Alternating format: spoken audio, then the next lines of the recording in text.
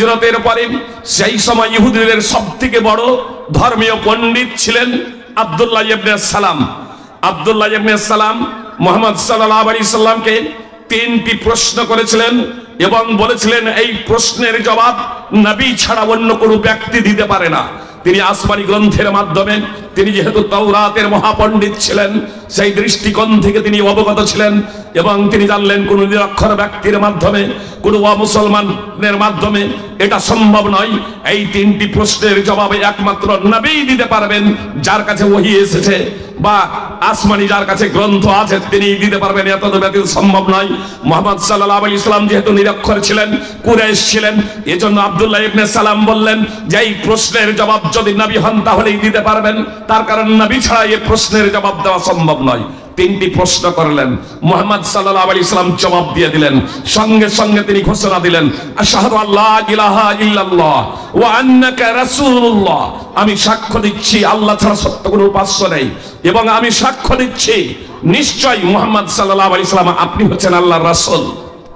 তারপরে আব্দুল্লাহ ইবনে সালাম ইহুদিদের পণ্ডিত বললেন, আমার ব্যাপারে ইহুদিরা জানতে পারার আগেই যে আমি ইসলাম কবুল করেছি, আমাকে একটা আড়ালে একটা ঘরে রাখা হোক আর তারপরে আমার কওমকে আহ্বান করা হোক, আমার জাতিকে আহ্বান করা হোক আর সেই জাতির সামনে আমার চরিত্র সম্পর্কে জিজ্ঞেস করা হোক, আমার পরিচয় সম্পর্কে জিজ্ঞেস করা হোক। সুতরাং মুহাম্মদ সাল্লাল্লাহু আলাইহি সাল্লাম তাদেরকে আহ্বান জানালেন। ঘটনা লম্বা টাইমের প্রতি লক্ষ্য রেখে আমি শুধু এতটুকু বলতে চাই, মুহাম্মদ সাল্লাল্লাহু আলাইহি সাল্লাম বললেন, তোমাদের মাঝে ইহুদি এই আব্দুল্লাহ ইবনে সালাম লোকটা কেমন? তো বলছে আব্দুল্লাহ ইবনে সালামের ব্যাপারে জিজ্ঞেস করিয়েন না, ও তো আমাদের মধ্যে শ্রেষ্ঠতম ব্যক্তি। শুধু শ্রেষ্ঠতমই নয়, তার বাপও ছিল আমাদের মধ্যে শ্রেষ্ঠতম ব্যক্তি। তিনি হচ্ছেন আমাদের মধ্যে সবথেকে ধর্মের বড় পণ্ডিত আর তার বাপও ছিল ধর্মের সবথেকে বড় পণ্ডিত। মানে আব্দুল্লাহ ইবনে সালামের প্রশংসা তারা পঞ্চমুখে করে গেল। মুহাম্মদ সাল্লাল্লাহু আলাইহি সাল্লাম বলছেন, যদি আব্দুল্লাহ ইবনে সালাম ইসলাম কবুল করে নেই তাহলে তোমরা ইসলাম কবুল করবে? যখন তোমরা বলছো আব্দুল্লাহ ইবনে সালাম তোমাদের মধ্যে সবথেকে ভালো লোক, সবথেকে ভালো লোক আল্লাহওয়ালা, ধর্মীয় বিদ্বান এবং মহাপণ্ডিত, তার বাপ মহাপণ্ডিত এবং সবথেকে ভালো ছিল, তো তিনি যদি ইসলাম কবুল করেন, তিনি যদি আমাকে নবী বলে মেনে নেন, তাহলে তোমরা কি ইসলাম কবুল করবে? তখন তারা বলছে যে আল্লাহ তাকে হেফাজত করুক, আল্লাহ তাকে হেফাজত করুক। এহেন সময়ে আব্দুল্লাহ ইবনে সালাম ঘর থেকে বের হয়ে আসছেন এবং ঘোষণা দিচ্ছেন, আশহাদু আল্লা ইলাহা ইল্লাল্লাহ ওয়া আশহাদু আন্না মুহাম্মাদার রাসূলুল্লাহ। আর যেমনই এই সাক্ষ্য আব্দুল্লাহ ইবনে সালাম দিয়েছেন, ইহুদিদের সবথেকে বড় ধর্মীয় পণ্ডিত তিনি যখন এই সাক্ষ্য প্রদান করলেন, সুপ্রিয় ভাই এবং বোন, ওই মজলিসেই যে ইহুদিরা একটু আগেই, কয়েক মুহূর্ত আগেই তারা পঞ্চমুখে প্রশংসা করছিল এই আব্দুল্লাহ ইবনে সালামের, সঙ্গে সঙ্গে তারা বলতে শুরু করলো, আরে এই আব্দুল্লাহ ইবনে সালাম তো আমাদের মধ্যে সবথেকে নিকৃষ্ট ব্যক্তি, তার বাপও সবথেকে নিকৃষ্ট ছিল। সহিহ বুখারী মুসলিমের হাদিস। সুপ্রিয় ভাই এবং বোন, এই ইহুদিদের এটা হচ্ছে চরিত্র এবং বৈশিষ্ট্য। কিছু অমুসলমান আছে সুপ্রিয় ভাই এবং বোন, আমার কাছে আদর্শ আছে, আমার কাছে নীতি নৈতিকতা আছে, আমার কাছে জীবন বিধান আছে, বিশ্ববিধাতা প্রদত্ত জীবন ব্যবস্থা যা পৃথিবীর সবথেকে শ্রেষ্ঠতম ধর্ম। সুপ্রিয় ভাই এবং বোন, অমুসলিমরা আজ চেয়ে আছে, চাতক পাখির নেই, তাদেরকে আমরা সঠিক বার্তা দিতে পারিনি, না আদর্শের মাধ্যমে দিতে পেরেছি, না তাদেরকে দাওয়াতের মাধ্যমে দিতে পেরেছি। সুপ্রিয় ভাই এবং বোন, আপনার মহাকুম্ভ, আপনার উত্তরপ্রদেশে মহাকুম্ভ যাকে বলছেন আমার অমুসলিম ভাইরা, এই মহাকুম্ভে আপনার টার্গেট দিলেন আমার এই হিন্দু কিছু ভাইরা যে 42,000 মসজিদকে মন্দিরে রূপান্তরিত করবেন। 42,000 মসজিদকে, জি, ঘোষণার কয়েকদিন পরেই আপনার গীতা প্রেসের আখড়াতে আগুন লেগে 260টি তাবুত পুড়ে ভস্ম হয়ে গেছে। এটা আমি ফেসবুকের আর ইউটিউবের কথা বলছি না, আনন্দবাজার পত্রিকার কথা আমি বলছি।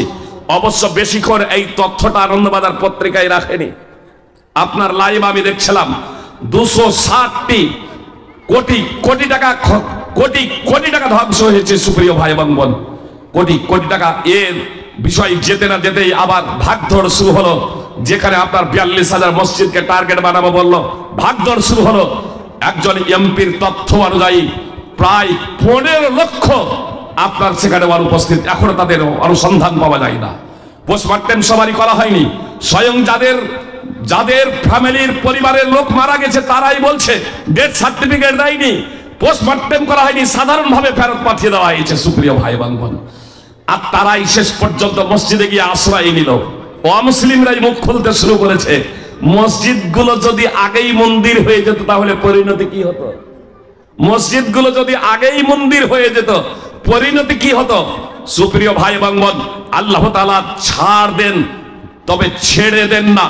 লস অ্যাঞ্জেলসে আপনার দাউ দাউ করে আগুন 10 থেকে 12 দিন, এটা মানুষের জ্বালানো আগুনের দ্বারা এটা সম্ভব না। সুপ্রিয় ভাই বোন, একজন মহান সত্তা, তাকে মানতেই হবে। সেই মহান সত্তা তিনি আছেন। আপনার আগুনের পাওয়ার বা ক্ষমতা জ্বালানো ভস্ম করে দেওয়া, আগুনে ক্ষমতা এবং পাওয়ারও সেই মহান আল্লাহ তাআলা রেখেছেন। যখন সেই পাওয়ার এবং ক্ষমতা ছিনিয়ে নেবেন তখন সেই আগুনই আপনার কাউকে জ্বালাতে এবং ভস্ম করতে পারবে না। আপনারা কি অবগত নন যে ইব্রাহিম আলাইহিস সালামকে নমরুদ এবং তার সেনাবাহিনী আগুনে নিক্ষেপ করেছিল, কিন্তু মহান আল্লাহ তাআলার নির্দেশে সেই আগুন শান্তিদায়ক ঠান্ডায় পরিণত হয়েছিল। অর্থাৎ এসিতে বর্তমানের উদাহরণস্বরূপ যদি খুব সহজে বুঝাবো বলি তাহলে বলবো যে এসিতে পরিণত হয়ে গিয়েছিল। সুপ্রিয় ভাই এবং বোন, বারদাম ওয়া সালামা শব্দ সেখানে ব্যবহার করা হয়েছে। না ঠান্ডা, না খুব ঠান্ডা, খুব ঠান্ডাও নাই, ঠান্ডা তো হয়েছিল, তবে শান্তিদায়ক ঠান্ডা। আগুন শান্তিদায়ক ঠান্ডা। ইব্রাহিম আলাইহিস সালাম ইসমাইল আলাইহিস সালামকে জবাই করার জন্য উদ্যত হয়েছিলেন। জি, জবাই হন নাই, এটা আল্লাহ তাআলার পরীক্ষা ছিল। সুপ্রিয় ভাই বোন, আপনার ইউসুফ আলাইহিস সালামকে তার হিংস্র ভাইরা নির্জন কূপে নিক্ষেপ করেছিল, কিন্তু আল্লাহ তাআলার দয়ায় সেই ইউসুফ আলাইহিস সালাম মিশরের অর্থমন্ত্রী হয়েছিলেন। সুপ্রিয় ভাই বোন, এবং পরবর্তীতে যদি রাজাও যদি হয়ে থাকেন, বিস্তারিত ব্যাখ্যা বিশ্লেষণ আছে নাই। প্রথমে অর্থমন্ত্রী, কিন্তু রাজা মিশরের বাদশা মরে যাওয়ার পরে তিনি রাজা হতেই পারেন, এটা অসম্ভব নয়। সুপ্রিয় ভাই বোন, তাহলে পৃথিবীর আপনার খাদ্যমন্ত্রী, অর্থমন্ত্রী হলেন রাজার উপস্থিতিতেই, এবং তার উপরে পূর্ণ আস্থা রাখলেন। মহান সম্মান এবং মর্যাদা পেলেন স্বয়ং ইউসুফ আলাইহিস সালাম। তার ভাইরা শেষ পর্যন্ত তার কাছে এসে আত্মসমর্পণ করেছিল এবং ক্ষমা প্রার্থনা করেছিল। আমরা আসলে এগুলোকে শুধু ইতিহাস হিসেবে পড়ে থাকি, ইতিহাস হিসেবে বলে থাকি, ইতিহাস হিসেবে বর্ণনা করে থাকি। সুপ্রিয় ভাই এবং বোন, এই সব বিষয়গুলো ইতিহাস হিসেবে পড়া বা ইতিহাস হিসেবে শুধু অতিবাহিত করে দেওয়ার জন্য আল্লাহ পবিত্র কোরআনে অবতীর্ণ করেন নাই, বরং পবিত্র কোরআনে আল্লাহ তাআলা এগুলো বর্ণনা করেছেন শুধুমাত্র এই জন্যই। আল্লাহ বলছেন লাকাদ কানা লাকুম ফি কাসাসিহিম ইবরাতুল লিউলিল আলবাব। আল্লাহ তাআলা স্পষ্টভাবে বলছেন তাদের ইতিহাসে রয়েছে বুদ্ধিজীবীদের জন্য শিক্ষণীয় বিষয়। সূরা ইউসুফের 111 নম্বর আয়াত।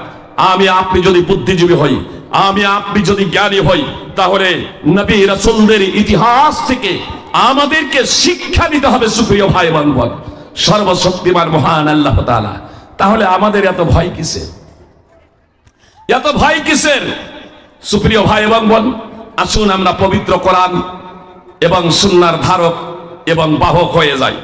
আল্লাহ তাআলা সমগ্র মানব জাতিকে দুটো শ্রেণীতে বিভক্ত করেছেন। কথা একটু মনোযোগ দিয়ে শুনবেন, তার কারণ বিস্তারিত ব্যাখ্যা বিশ্লেষণ দেওয়ার আজকে সময় নাই। সমস্ত মানুষ দুটো শ্রেণীতে বিভক্ত। এক হলো সর্বোৎকৃষ্ট মানুষ, আর এক হলো নিকৃষ্ট মানুষ। মুসলিম অমুসলিম যারা আছেন সকলেই শুনুন, মুসলিম অমুসলিম যারা আছেন সকলেই শুনুন। অমুসলিম তো ভাবেনি, মুসলিমরাও ভাবেন যে মুসলমান ঘরে যারা জন্মগ্রহণ করেছে, নামটা যাদের মুসলমানি, তারাই হলো মুসলমান।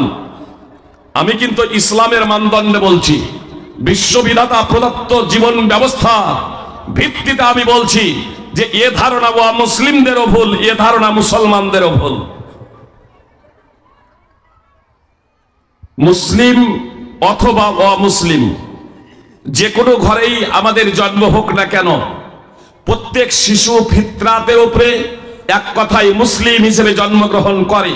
সুপ্রিয় ভাই বোন, আমি যে কথা বলছি প্রয়োজনে আপনারা তার দলিল চাইতে পারেন, তবে আপাতত